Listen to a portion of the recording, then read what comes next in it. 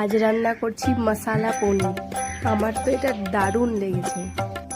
ওহ কি স্বাদ! প্রথমেই 3 থেকে 4টে টমেটো মিক্সিতে পেস্ট করে নেব। তারপর পনিরগুলোকে কেটে রাখা পনিরগুলোকে হালকা আঁচে ভেজে নিচ্ছি।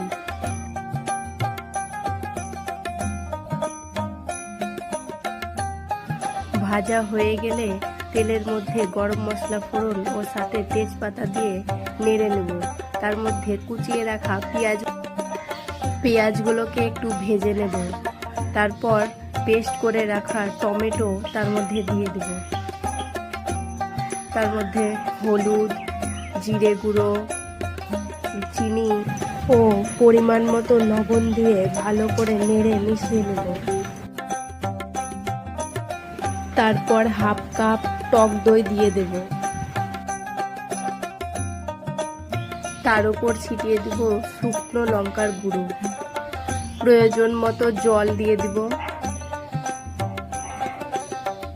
আর ভালো করে ফুটিয়ে নেব।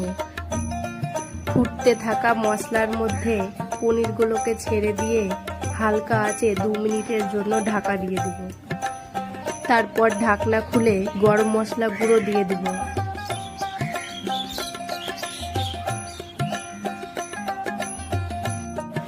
আর 2 চামচ ঘি